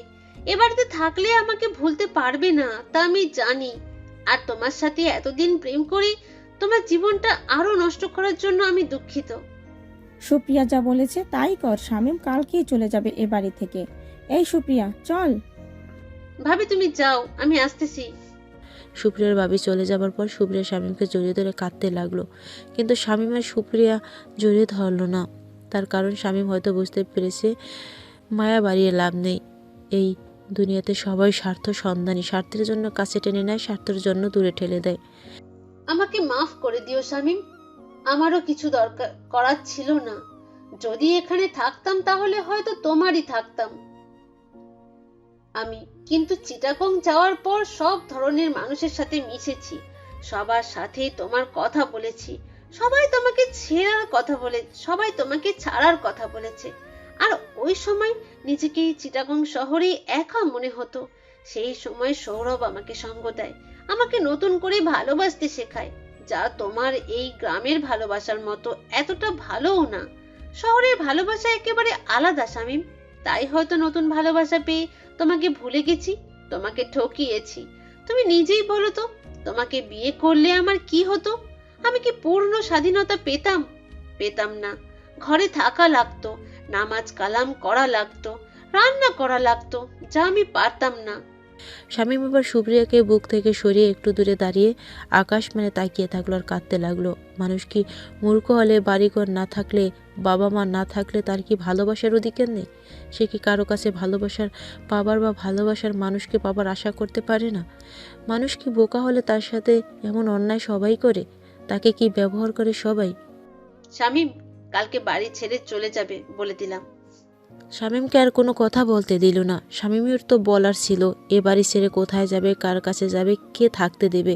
এ বাড়ি শামীম তো কাজ করে থাকতেছে, কারো কাছে তো কোনো কিছুই চাচ্ছে না। খেতে দিলে খাচ্ছে, না দিলে খাচ্ছে না, সব কাজ তো একাই করে দিতেছে। তাহলে তাকে যেতে হবে কেন? ছাদ থেকে সুপ্রিয়া তার নিজের ঘরে এসে কাঁদতে থাকে আর বলতে থাকে, তোমার কষ্ট যে কখনো আমার সহ্য হয় না। তুমি বোকা বলে তোমাকে সবাই ব্যবহার করে, বোকা বলে আজ সবার হাতের মার খাও। ঠিক মতো তো তোমাকে খেতেও দেয় না। আর আমি তো সৌরভকে ভুলতেও পারবো না। তার সাথে হাজার জনমের বন্ধনে আবদ্ধ হয়ে গেছি। তোমার ভালোর জন্য তোমাকে বাড়ি থেকে যেতে বলতেছি, যাতে বাইরে যেয়ে বাইরের পৃথিবীটা চিনো, নিজেকে একটু চালাক করো, নিজের জন্য কিছু করতে পারো। আল্লাহ চাইলে আমার চেয়েও ভালো কাউকে পাবে তুমি, আমার চেয়েও তোমাকে অনেক বেশি ভালোবাসবে। সেই সময় সুপ্রিয়ার ঘরে তার ভাবি আর সৌরভ ঢোকে। কি রে, শামীম কি বলতে চাইলো? মনে হয় না যাবে। আচ্ছা ভাবি, শামীম থাকলে কি খুব সমস্যা? সমস্যা না হলে কি বলি? ও তো যাবে না, তাহলে কেমন করে ওকে তাড়িয়ে দিব? আর আব্বু তো সব কাজ ওর দ্বারা করিয়ে নেয়, মনে হয় না আব্বুও যেতে দিবে। আমার কাছে একটা প্ল্যান আছে। কি প্ল্যান? আপু, সুপ্রিয়া, তাহলে শোনো, বুঝলে এই কাজ করলে হয়ে যাবে। শামীমের যদি কোনো ক্ষতি হয়? সৌরভ যেহেতু আছে, কোনো সমস্যা হবে না। তারা শামীমকে বাড়ি থেকে তাড়ানোর প্ল্যান করে ফেলে। শামীমকে বাড়ি থেকে তাড়াতে পারলে আর কোনো কাজের মানুষ এই মজুমদার বাড়িতে এমন করে খাটবে না। আর মজুমদারের এত টাকা পয়সার মালিকও হবে না। তখন মজুমদারের ছেলে সব কিছু তার বাবার কাছ থেকে বুঝে নিয়ে সব সম্পত্তি বিক্রি করে দেবে। আর সেই টাকা নিয়ে শহরে তারা ব্যবসা করবে। শামীম মজুমদার বাড়িতে না থাকলে মজুমদার সাহেব তার চাষের জমি ছেলেকে চাষ করতে দেবে। তখন তার ছেলে সব বিক্রি করে দিয়ে শহরে ব্যবসাটা আরও বড় করবে। আর সুপ্রিয়ার ভাবি সুপ্রিয়ার ভালোর জন্য তার চাচাতো ভাইয়ের সাথে সুপ্রিয়ার বিয়ে দিতে চায়। ছেলে অনেক ভালো, বাবার বড় ব্যবসা আছে, একমাত্র ছেলে বাবা মায়ের সে। তাই তো সুপ্রিয়ার বাস্তবটা বুঝিয়ে দিয়ে শামীমের কাছ থেকে দূরে সরিয়ে রাখছে। পরের দিন শামীম সকালে জমিতে কাজ করতে চলে যায়। কাজ করা হলে তার আব্বার সাথে একটু দেখা করতে যায়। বাড়িতে গিয়ে দেখে তার আব্বা বাড়িতে নেই। আর শামীমকে দেখে রহিম মিয়ার বউ শামীমকে কথা শোনাতে থাকে। তাই শামীম আর সেখানে না থেকে চলে আসে। সমুদ্রের পাড়ে চলে আসে শামীম। পাশে সুটকির আরও অনেক কাজ করতেছে, অনেক ছোট ছোট ছেলেমেয়েও কাজ করতেছে, তাদের বাবা মাও কাজ করতেছে। আসলে এগুলো জায়গা পার্ট টাইম জবের মতো কাজ। দুপুরের দিকে তাদের বাবা মা যখন খেতে বসলো তখন তারা তাদের ছেলে মেয়েকে সাথে নিয়ে খেতে বসে। মাঝে মাঝে নিজের পাতের তরকারি তার সন্তানের পাতে দিতেছে, মাঝে মাঝে নিজ হাতে যত্ন করে খাইয়ে দিতেছে। খাওয়া শেষ হলে শাড়ির আঁচল দিয়ে মুখ মুছে দিতেছে। এসব দৃশ্য দেখে শামীম কাঁদতে থাকে। সে কখনোই এমন যত্ন সহকারে কখনো খেতে পারে নাই, তাকে এমন আদর করে কেউ কখনো খাওয়ায় নাই। মাঝে গতিতে যদি সুপ্রিয়া এক লোকমা বা দু লোকমা খাইয়ে দিত, বাবা মায়ের ভালোবাসা কেমন তা শামীম জানে না। তবে মাঝে মাঝে এখানে এসব দৃশ্য দেখে আর ভাবে ওই জায়গায় ছেলে বা মেয়েটা শামীম সেই 12টার সময় এসেছে। এখন প্রায় বিকেল। আর শামীমের মনটা খুব বেশি খারাপ, কারণ কালকেই সুপ্রিয়া একেবারেই শামীমের জীবন থেকে চলে যাবে। শামীম কোনো কিছু না ভেবেই মজুমদার বাড়ির দিকে রওনা হলো। মজুমদার বাড়ি ঢোকা মাত্র মজুমদার এবং তার দুই ছেলে স্বামীকে ইচ্ছা মতো মারতে লাগলো। শামীমকে আজ কোনো মারতেছে তারা জানে না, তবে এতদিন একজন মারতো, কিন্তু আজ তিনজন। তার অপরাধটা কি সে জানে না। আজ তো শামীম কোনো ভুল করে নেই, তাহলে তাকে কেন মারতেছে? গতকালকেই তো মারের দাগ শরীর থেকে যায়নি, আজ আবার মারতে লাগলো। শামীম আজ সবার পায়ে পড়লো তাকে যেন আর না মারে। আজ মারা সহ্য করতে পারতেছে না। আর চিৎকার করে আব্বা আব্বা বলে ডাকতেছে আর কাঁদতেছে। আর শামীমের আর্তনাদ কারো কান পর্যন্ত পৌঁছালো না। শামীমকে আজ প্যান্টের বেল রড আর কাঠের তক্তা দিয়ে মেরেছে। পুরো শরীরে যেন মারের দাগ পড়েছে, সেখান দিয়ে রক্ত বের হচ্ছে। এমন সময়কার কাছে যেন খবর পেয়ে শামীমের আব্বা এসে মজুমদার আর তার ছেলের পায়ে ধরে শামীমকে বাকি মার খাওয়াতে হাত থেকে বাঁচালো। মালিক, আজ কি করেছে যার জন্য এমন পশুর মতো করে এতিম ছেলেটাকে মারতেছেন? আমার বাড়ির মেহমানের হাতের ঘড়ি আর ওয়ালেট চুরি করেছে তোমার ছেলে। আমার ছেলে এমন কাজ করতে পারে না মালিক। আমার কথা বিশ্বাস না হলে সোহেল আর করিমকে জিজ্ঞাসা করে দেখো। তখন রহিম মিয়া সোহেল আর করিমকে জিজ্ঞেস করলে তারা বলে শামীমের চিরকুঠার ঘর থেকে সব পাওয়া গেছে, আর আমরাও সাথে ছিলাম। শুধু আমরা না, এবারে সবাই ছিল। তখন রহিম মিয়া সুপ্রিয়ার দিকে এগিয়ে যায়। সুপ্রিয়া চোখের ইশারাতে রহিম মিয়াকে যেন কি বোঝায়। সুপ্রিয়ার চোখের ইশারা অনুযায়ী শামীমের কাছে গিয়ে টেনে তুলে গালে ঠাস ঠাস করে থাপ্পড় মারতে থাকে। বল, কেন চুরি করেছিস তুই? তোর যদি এসব লাগতো আমাকে বলতি, নিয়ে দিতাম। তোকে তো সারা জীবন সুপ্রিয়া মালকিন সব কিছু দিয়েছে, তাহলে আজ কেন তাদের বাড়িতে আসা মেহমানের জিনিস চুরি করতে গেলি? শামীম যেন আজ নিজেকে বিশ্বাস করতে পারতেছে না, তার আব্বা তাকে অবিশ্বাস করতেছে। কোনো রকমে দাঁড়িয়ে থেকে শামীম ওর আব্বার হাত ধরে বলতে থাকে, আব্বা বিশ্বাস করো, আমি এই কাজ করি নাই। তোকে করব বিশ্বাস আমি? তোর মতো চোর আমার সন্তান হতে পারে না। তুই যদি আজ আমার সন্তান হতি, তাহলে তোকে আজ আমি নিজ হাতে মেরে ফেলতাম। আব্বা এমন কথা বলিও না, আমি তোমার ছেলে আব্বা। ও আব্বা, আমি সত্যি চুরি করি নাই। আমার যদি তুমি জীবনটা নিতে চাও তাহলে আমাকে মেরে ফেলো, তবুও কোনো আফসোস থাকবে না আব্বা। তবুও আমাকে চোর বলিও না আব্বা, আমি চুরি করি নাই। আর এইসব কি আমার কখনো লাগে না, এইসব কিছু সম্পর্কে আমি জানি। তুই চুরি না করলে তোর ঘরে কেমন করে গেল এইসব বল? আব্বা আমি জানি না, সেই ভোরবেলা জমিতে গেছি, সেখান থেকে তোমার কাছে তোমার বাড়িতে, তুমি বাড়িতে ছিলে না বলে আমি সমুদ্রের পাড়ে বসেছিলাম এতক্ষণ। তোর মুখ আমি দেখতে চাই না, চলে যা। এই মজুমদার বাড়ি থেকে চলে যা, আমার চোখের সামনে থেকে। তোকে আমার আর এখানে দেখতে সহ্য হচ্ছে না। খবরদার কারো কাছে বলবি না আমি তোর আব্বা। আব্বা আমি কোথায় যাব এখান থেকে? ও আব্বা, আমার থেকে মুখ ফিরিয়ে নিও না, তুমি ছাড়া আমার যে আর যাবার কোনো রাস্তা নাই। আব্বা আমাকে এমন করে বলিও না তুমি। আমার আব্বা, তুমি ছাড়া সত্যিকারের আপন এই দুনিয়াতে আমার আর কেউ নাই। রহিম ঠিক বলেছে, এই বাড়ি থেকে তুই আজকে চলে যাবি। করিম, শামীমের উপরে যা কিছু আছে সব কিছু নিয়ে আয়। মজুমদারের কথা শুনে করিম উপরে গিয়ে শামীমের সব কাপড় চোপড় পোটলা করে নিয়ে এসে শামীমের সামনে রাখলো। তখন শামীম মজুমদারের পায়ে পড়ে কাঁদতে কাঁদতে বলতে থাকলো, মালিক আমাকে খেতে দিতে হবে না, আমি এমনিতেই সব কাজ করে দিব, তবুও আমাকে তাড়িয়ে দিবেন না।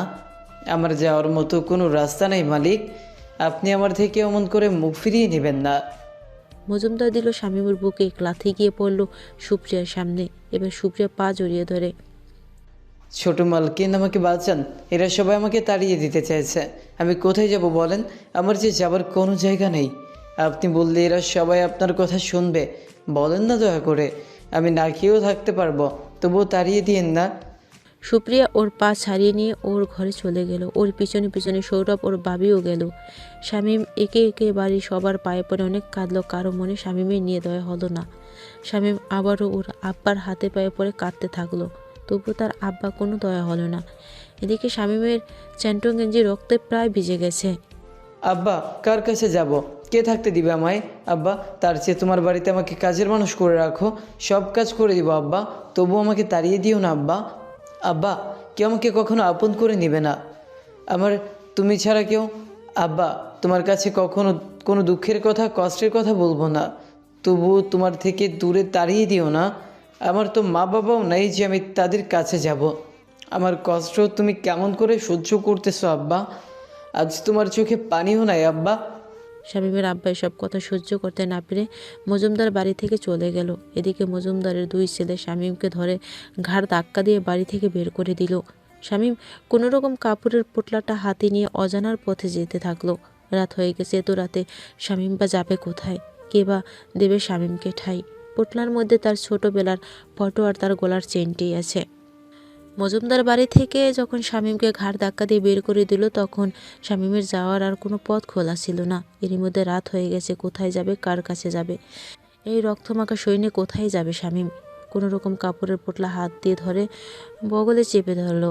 চলতে থাকলো অজানার পথে। সকাল থেকে না খেয়ে আছে, এক গ্লাস পানি পেলে পেটের ক্ষুধা মিটাইতো। সামনে ধুরুং বাজার ছেড়ে একটু সামনে যেতে এলাকা কিছু ভাইয়ের বয়স্ক মানুষ শামীমকে দাঁড় করালো। তুই নাকি চুরি করেছিস, এটা কি সত্যি? আপনি কেমন করে জানলেন আমি চুরি করেছি? মজুমদার বাড়ি বলে কথা, একটা মশাও মারলে মানুষ জানে। আর মজুমদারের বাবা এই এলাকার প্রথম চেয়ারম্যান ছিল। কত দাপট তাদের, তা আমাদের চেয়ে তুই ভালো জানিস। তাদের বাড়িতে কোনো কিছু ঘটলে আমরা জানবো না মানে? এখন পুরো এলাকা জানে, সত্যি কি বল? তার মানে আমি যে চুরি করেছি তা পুরো এলাকা জেনে গেছে, কিন্তু আমি যে চুরি করি নাই তা কেমন করে মানুষকে বোঝাবো? আমার কি ভাগ্যে এসব লিখে রেখেছিল বিধাতা? কিরে বল, সত্যি কি? আপনাদের কি মনে হয় আমি চুরি করেছি? আমার জানা মতে শামীম এমন কাজ করতে পারে না। শামীম তো পড়াশুনো জানে না, তাহলে সে ঘড়ি নিয়ে কী করবে? শামীম তো অন্য সব বাজে ছেলের মতো না। শামীম তো নেশা করে না, জুয়া খেলে, দোকানে গেলেও কোনো কিছুই খায় না।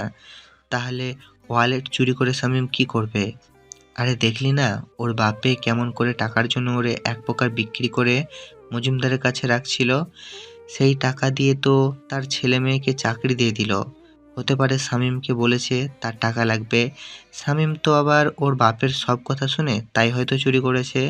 শামীমের মতো সহজ সরল পোলা এই এলাকায় আর একটাও পাওয়া যাবে না। ইসরে কেমন করে না মারছে পোলাটারে। এতিম হলে যা হয়, ঠিক বলেছেন ভাই, এতিমের কোনো জায়গাতে ভালো নাই। এত কিছু করলো মজুমদারের জন্য, সেই মজুমদার তার এভাবে মারতে পারলো? তা শামীম, এইভাবে কোথায় যাচ্ছিস?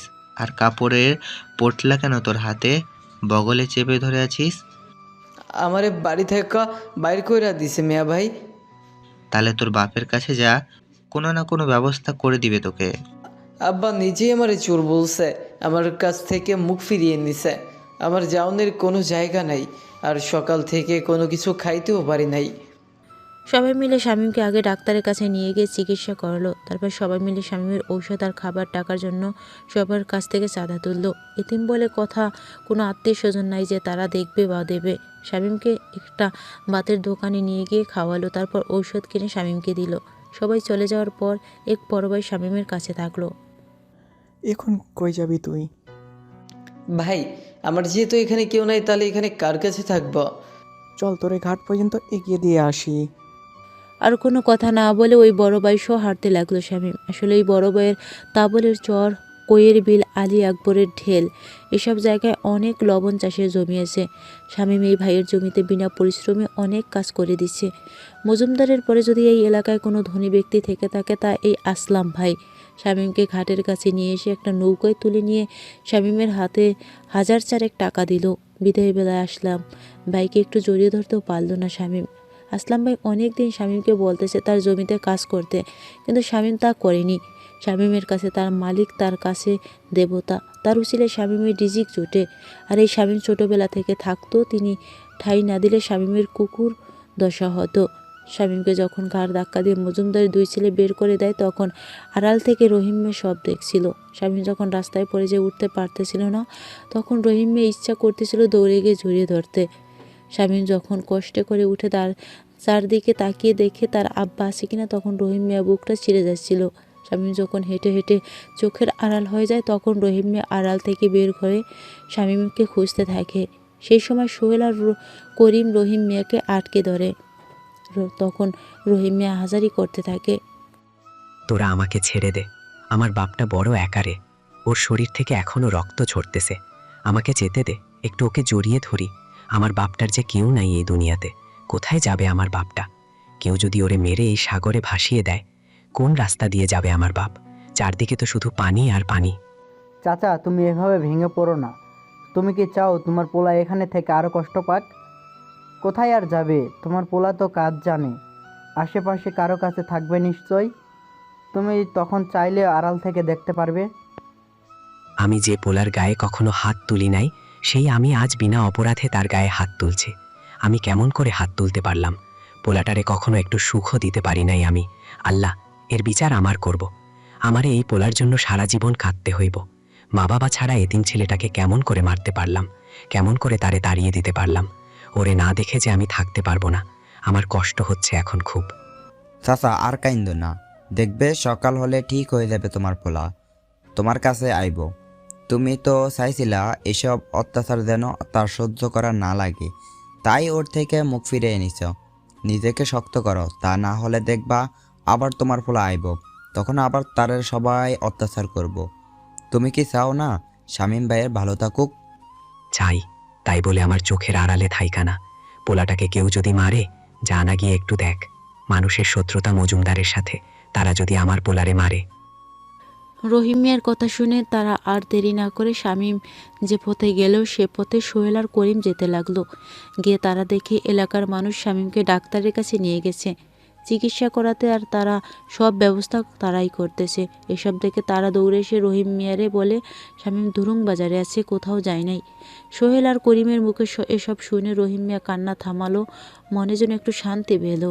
শামীম যখন সবার পায়ে পড়ে কেঁদে কেঁদে বলতেছিল তাকে যেন তাড়িয়ে না দেয় আর সে চুরি করে নাই, সেই সময় সুপ্রিয়ার নিজেই নিজেকে হত্যা করার ইচ্ছা হচ্ছিল। শামীমের এসব আহাজারি সহ্য করতে না পেরে সুপ্রিয়ার ঘরে সে বিছানায় উবুড়ে শুয়ে কাঁদতে থাকে আর মনে মনে বলে, আল্লাহ আমাকে কখনো ক্ষমা করবে না, আর এই শাস্তি আমাকে তিনি দেবেন। আজ আমার জন্য বাবা মা ছাড়া এতিম ছেলেটা এমন করে মার খেলো, কেন সব করতে গেলাম আমি? শামীমের হাত সবসময় আমার মাথায় থাকতো, আর আজ সেই হাত আমার পা ধরছে। আমি আজ নিজের ভালোবাসা পাওয়ার জন্য নির্বাক ছিলাম। আমার সামান্য জ্বর বা মাথা ব্যথা হলে সেখানে শামীম ঠিক থাকতে পারতো না, সেখানে শামীম আজ রক্তাক্ত অবস্থায়। আল্লাহ সব জুলুম সহ্য করবে না। আল্লাহ ওই এতিমকে তুমি দেখিও, তার তুমি ছাড়া আর কেউ থাকলো না। সুপ্রিয়া তার ঘরে আসার পথে সাথে তার ভাবি আর সৌরভ সুপ্রিয়ার ঘরে প্রবেশ। তারা দেখে সুপ্রিয়ার ঘরে এসে বিছানায় শুয়ে কান্না করতেছে আর বিড়বিড় করে কি যেন বলতেছে। এভাবে আর কেঁদে কি করবি? এগুলো উপরওয়ালা শামীমের জন্মের দিনেই লিখে রাখছিল। আমি ভাবতে পারিনি এই সামান্য বিষয় তোমার বাবা, ভাই, মা এত দূরে নিয়ে যাবে। যদি জানতাম তাহলে জীবনেও এমন কাজ করতাম না। সত্যি বলতে শামীমের জন্য আমার জীবনে কষ্ট হচ্ছে, এমন বোকা ছেলে আমি কখনো দেখিনি। এ তো মার খাওয়ার পরও সে তোমার বাবার পা ধরে বলে এখনও নাকি সে না খেয়ে থাকবে। আমি যখন এ বাড়িতে প্রথম আসি তখনই শামীমের প্রতি আমার মায়া হয়, কিন্তু আমার তখনও কিছু করার ছিল না, আর আজও কিছু করার নেই। তোদের এক করতে গিয়ে একটা এতিম ছেলের প্রতি অনেক অবিচার করে ফেললাম আমি। ভাবি, সকাল থেকে কি শামীম কোনো খাইছে? নিশ্চয়ই কোনো খায় নাই। একটাবার ভাবো তো, যেখানে আমরা একবেলা খেতে না পারলে বাড়ি মাথায় তুলে রাখি, সেখানে ও সারা দিন কোনো খায়নি, তার উপর এত মার। যা হোক, কত মার খেয়েছে তা জানি, তবে আজকের পর থেকে আর তাকে কোনো আঘাত সহ্য করতে হবে না। দেখবি ও যেরকম ছেলে এখান থেকে কোথাও যেতে পারবে না। ঠিকই কালকে তোর বিয়ের সময় চলে আসবে। আপনাদের মনে প্রশ্ন জাগতে পারে, সহজ সরল বোকা ছেলে তাহলে কেমন করে চিটাগাং শহর থেকে টাকা নিয়ে আসে? তাহলে শুনুন, শামীম এমনভাবে যায় যে কেউ বুঝতে পারবে না তার কাছে টাকা আছে।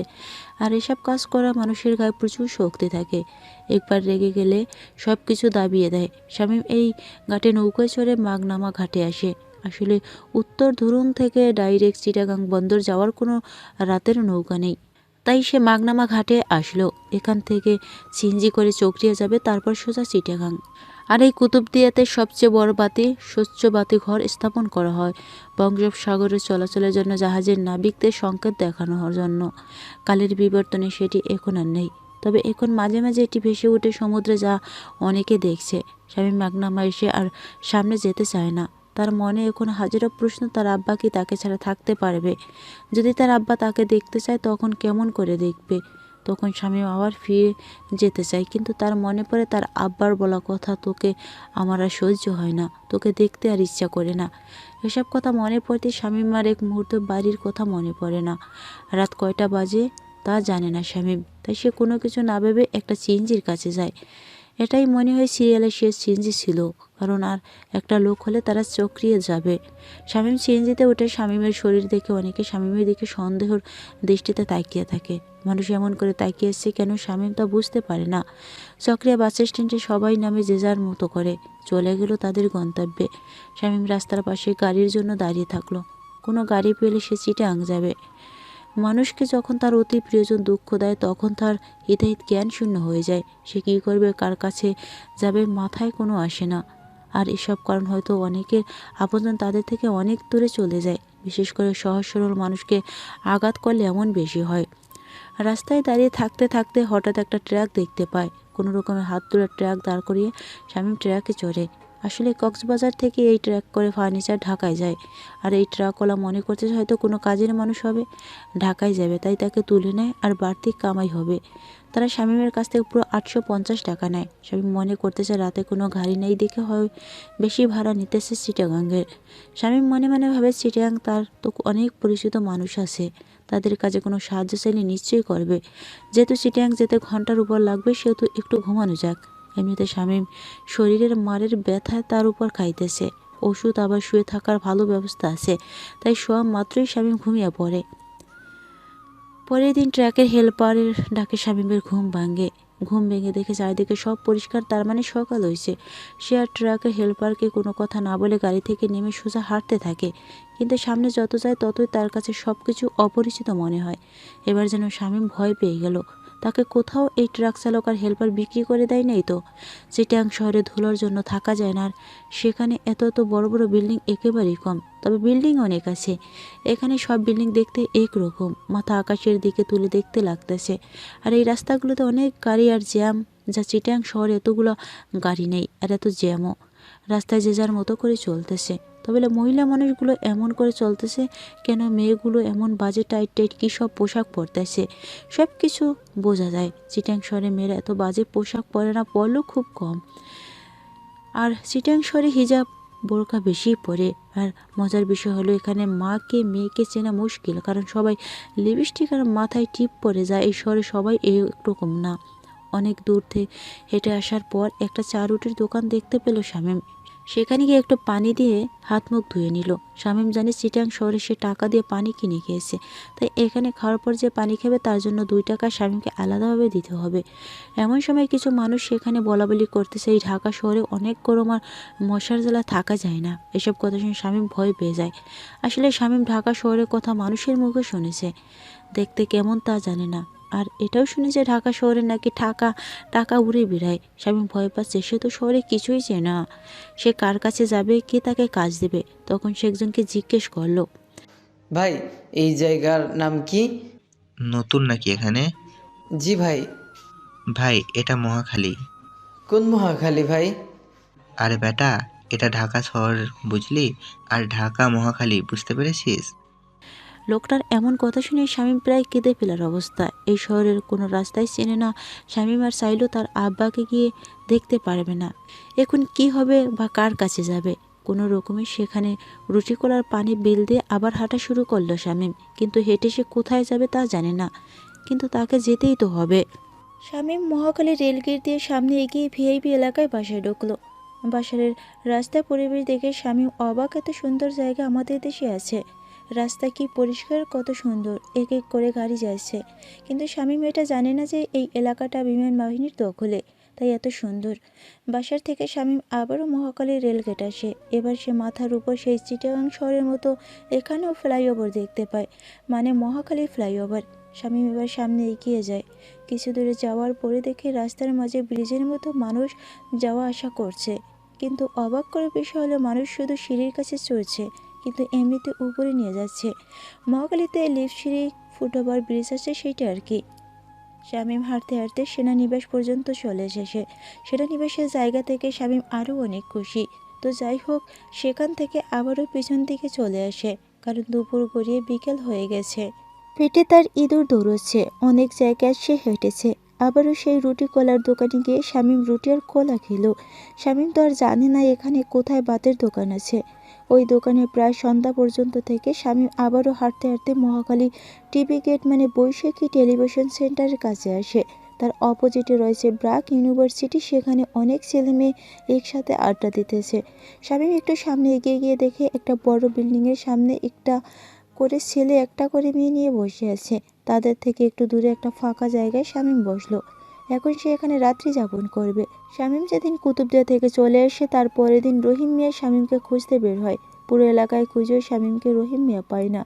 এদিকে সোহেল আর করিম আর মজুমদার বাড়িতে তার একমাত্র কন্যার বিয়ের কাজে ব্যস্ত, না হলে তাদেরকে দিয়ে খোঁজ করতো। শামীমকে সারাদিন রহিম মিয়া দেখতে না পেয়ে মনে মনে অনেক কান্না করছে। শামীমকে দেখতে না পেয়ে রহিম মিয়ার ভেতর ফেটে যাচ্ছে। তিনি যতই তার কাছ থেকে শামীমকে দূরে যেতে বলুক না কেন, শামীমকে তার নিজের সন্তানের চেয়েও বেশি ভালোবাসে। এদিকে অনেক আয়োজন চলছে মজুমদার বাড়িতে। তার একমাত্র মেয়ের বিয়ে বলে কথা, কোনো জিনিসের কমতি রাখে নাই। এলাকায় প্রায় সব গুণী এবং সমর্থবান ব্যক্তিদেরকে দাওয়াত দিয়েছে। যতই সবার মন খুশি থাকুক না কেন, সৌরভ আর সুপ্রিয়ার মন খারাপ। তার কারণ হলো শামীম। শামীম থাকলে কি আর না থাকলে, তার জন্য তো সুপ্রিয়া সৌরভের বিয়ে থেমে থাকবে না। অবশেষে তাদের বিয়ে হয়ে যায় আর তারাও চিটাগাং চলে আসে। শামীমকে সেখানে থাকা সিকিউরিটি গার্ড ঘুমাতে দিল না, তাই শামীম তিতুমির কলেজের সামনে একটা ফুটওভার ব্রিজ আসে, সেখানে গিয়ে শুয়ে পড়লো। মাথা দিল কাপড়ের পোটলা, মানে সেটা বালিশ বানালো। কথায় আছে না, অবাগা যেদিকে সে সাগরের পানি সেখানেও শুকিয়ে যায়। তাই আর শামীমের ঘুম পড়া হলো না। রাতের অন্ধকারে কিছু মানুষ 2টা পতিতে নিয়ে সেই ব্রিজের উপর উঠেছে। লোকগুলো তাদের কাজে ব্যস্ত, আর শামীম ঘুমাতে ব্যস্ত। শামীম তো আর জানে না মাঝের রাতে ঢাকার শহরে সব রাস্তায় পুলিশ ডিউটি করে। রাতে যখন পুলিশ দেখতে পারে ফুটওভার ব্রিজ বেশ কয়েকজন মানুষ, তারা তাদের গাড়ি থামিয়ে ব্রিজে উঠতে ধরলে তারা ধিম ধিম শব্দ করে অন্যদিকে সিঁড়িতে নেমে পালায়। সেই শব্দে শামীমের ঘুম ভেঙে গেলে সে তাড়াতাড়ি সেখানে লাফ দিয়ে ওঠে। তার কাপড়ে পোটলা হাতে নেয় আর কাছে একটা পতিতা এসে দাঁড়ায়। পতিতাকে দেখে শামীম একটু দূরে যেতে চাইলে সে সময় পুলিশ শামীমকে আর পতিতা মেয়েটাকে ধরে। স্যার, আমি কিছু করি নাই, আমার এই ছেড়ে দেন স্যার। সব চোরেই একই কথা বলে। স্যার, আমি কোনো চুরি করি নাই, আমি তো এখানে ঘুমাইছিলাম। সারা রাতের বেলা পতিতা নিয়ে এখানে ফুর্তি করিস আর বলিস কিছু করিনি। যখন এই ডান্ডার বাড়ি তোর গায়ে পড়বে তখন সব স্বীকার করবি। স্যার, পতিতাকে আর এসব আপনারা কি কন? ওরে আমার বাবু সোনা রে, পতিতা চেনো না? এই মেয়েটা তাহলে তোমার কি লাগে? স্যার, আমি এই মাইয়ারে চিনি না, এখনই দেখলাম মাত্র। সবাই যখন নতুন নতুন পতিতা নিয়ে ফুর্তি করে তখন সব পতিতাকেই তার প্রথমে দেখে। বিশ্বাস করেন স্যার, আমি হ্যারে চিনি না, কখনো দেখি নাই, আর হ্যার লগে আমার কোনো সম্পর্কও নাই। এই, তুই বিয়ে করতে পারিস না? তোর যদি এতই মেয়ে মানুষের প্রয়োজন হয় তাহলে বিয়ে না করে এসব কি? স্যার, বিশ্বাস করেন, আমি আজকাই শহরে প্রথম আইছি, আমি কিছুই করি নাই আর কিছুই জানি না। এই বাবু, আমাকে ছেড়ে দে না, চাইলে তোরে মজা দিতে পারি, কোনো পয়সা নিব না। মন তো আমারও চাইতেছে, কিন্তু বস আছে, পারবো না। বের করে দে না, ওই তো তোর কোমরে চাবি আছে, বের হয়ে যেখানে নিয়ে যাবি সেখানে যাব আমি। চাবি তো দেখলে হবে না, অনুমতি ছাড়া খুলে দিলে চাকরি থাকবে না। তোকে তো কাছে পেতে আমার মন চায়, কিন্তু আমি পারবো না বের করে দিতে। না পারলে আর কি করার, এমন জিনিস তো আর পাবি না। এই বাবু, তোমার ফোনটা দাও না। মোবাইল কি করবি? দে না, একটা গান শুনি, আর আমার ফোন নাম্বার দেব, পরে যখন সময় পাবি আমাকে ফোন দিস, বুঝলি? তখন সেই পুলিশটা পতিতা মেয়েটাকে তার মোবাইলে বের করে দেয়। পতিতা মেয়েটা মোবাইল হাত নিয়ে একটা নাম্বার টিপে কাকে যেন ফোন দিল আর বলল সে থানায় আছে, তাকে যেন বের করে নিয়ে যায়। তারপর মোবাইলটা পুলিশকে দিল। সারা রাত শামীম আর ঘুমাতে পারেনি। বয়স শামীমের গলা শুকিয়ে গেছে, না জানে কি হয় তার। তবে প্রথমে কিছু বুঝতে না পারলেও পুলিশ আর পতিতা মেয়েটার কথা শুনে শামীম বুঝতে পেরেছে তাকে কেন ধরে আনা হয়েছে। পরের দিন সকালবেলা থানার ওসি আসলে তাকে রাতের কথা সব খুলে বলে। তখন ওসি লকআপের ভিতরে ঢুকে শামীম আর পতিতা মেয়েকে জিজ্ঞেস করে, এই, তোদের দুজনের নাম কি? জরিনা সাহেব। স্যার, স্যার, রাতে তোদেরকে কি জন্য ধরে নিয়ে এসেছে তা কি জানিস? এটা আবার নতুন কি? এইসব কাম করতে গিয়ে কতদিন কত থানায় আটকা পড়ছিলাম, কত ওসি আমারে নিয়ে মনোরঞ্জন করেছে, তারপর ছেড়ে দিয়েছে। এই কথা বলে দেরি ঠাস করে জরিনার গালে থাপ্পড় পড়তে দেরি হলো না। সবাইকে এক পাল্লায় মাপা ঠিক না, বুঝলি? সবাই এক হয় না। আর তুই শালা রাত বিরাতে মেয়ে নিয়ে এইসব কাজ করিস? বলতে বলতে শামীমকে লাঠি দিয়ে পেটানো শুরু করে দিল। এতদিন মজুমদারের মারে তেমন ব্যথা না পেলেও পুলিশের একটা মারে যেন শামীমের কলিজা ফেটে যাচ্ছে। শামীম বারবার জোরে জোরে চিৎকার করে বলতেছে, স্যার আমি কিছু করিনি, এই মহিলাকে আমি চিনি না, আপনার আল্লাহর দোহাই লাগে, আমার আর মারবেন না।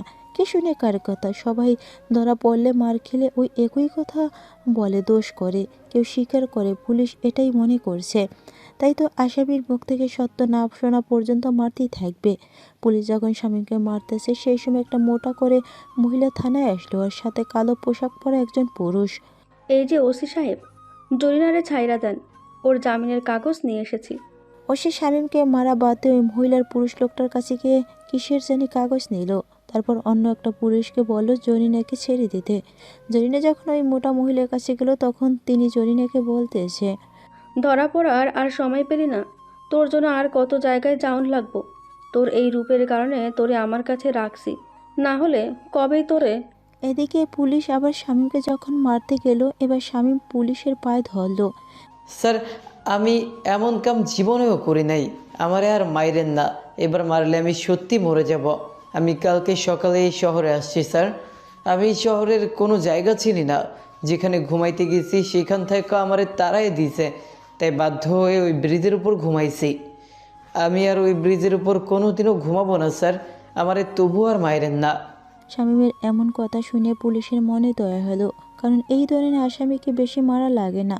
দু একটা বাড়ি দিলেই সব গড়গড় করে স্বীকার করে নেয়। তাই ওসি হাবিলদারকে বলে তাকে ছেড়ে দিতে বলল। হাবিলদার ছেড়ে দিয়ে ওর কাপড়ের পোটলা আর শামীমকে দিয়ে বের করে দিল। মনে হয় না এমন কাজ করতে পারে সে। যে মায়ের খাইছে তাতে মনে হয় না এমন কাজ করবে। শামীম থানা থেকে বের হয়ে কোথায় যাবে তা নিজেও জানে না। শামীম ঠিকভাবে হাঁটতে পারছে না। যে মারটা মেরেছে জীবনে তোরে ভুলতে পারবে না সে। তাছাড়া 2 দিন থেকে ঠিকভাবে না খাওয়া, তার উপর এই সব মার।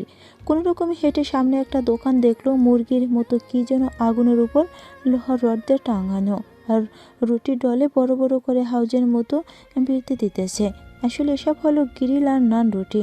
শামীম সেখানে না থেকে আরও সামনে এগিয়ে গিয়ে একটা দোকানে দেখলো ভাত বিক্রি করতেছে। সেখানে শামীম ভাত খেয়ে, আর সেদিন ওর এলাকার মানুষ ঔষধ দিয়ে দিছিল কাপড়ের পোটলা থেকে, সেই ঔষধ বের করে খেলো যাতে শরীরের ব্যথাটা কমে। সেখান থেকে শামীম অনেক দূর হেঁটে হেঁটে একটা লেকের মতো জায়গায় বসার জায়গা আছে, শুয়ে থাকাও যাবে, এই জায়গায় পোটলাটা বালিশ করে শুয়ে পড়ল। রাতের বেলা শামীমের সারা শরীরে ব্যথা করতে লাগলো, আর জ্বর এসেছে ব্যথার কারণে। শামীম জ্বরের করে কাতরাচ্ছে, তবুও দেখার মতো কেউ নেই। এইভাবে 1 দিন যায়, 2 দিন যায়। শামীমের পাশ দিয়ে অনেক মানুষ হেঁটে যায়, তবুও সাহায্য করার মতো কেউ নেই। শামীম জ্বরের করে আর না খাওয়াতে প্রায় অনেকটা দুর্বল হয়ে গেছে। শামীমের পাশ দিয়ে হাতে করে চা বিক্রি এমন হকার যাচ্ছে আর বলতেছে চা লাগবে চা। তখন শামীম সেই লোকটার কাছ থেকে রুটি আর চা নিয়ে খায়। আর সে যেহেতু কোথাও যেতে পারবে না, তাই আরও 3-4টা রুটি আর কেক নিয়ে নিজের কাছে রাখে। প্রথমে শামীম ভেবেছিল এই শহরের মানুষ মনে হয় অনেক ভালো, কিন্তু এখন বুঝতে পারতেছে ইট পাথরের মতো তাদের মনটাও। দেখতে দেখতে 1 সপ্তাহ চলে যায়। শামীম অসুস্থ থেকে সুস্থই হয় না। একদিন রাতে এক চোর শামীমের পোটলা নিয়ে দেয় দৌড়। ভাগ্যক্রমে তার ছোটবেলার ফটোটা পড়ে যায়। শামীম ফটোটা হাতে নিয়ে সেই চোরের পিছনে দৌড়াতে থাকে আর চোর চোর বলতে থাকে, কিন্তু কেউ সাহায্য করতে আসে না।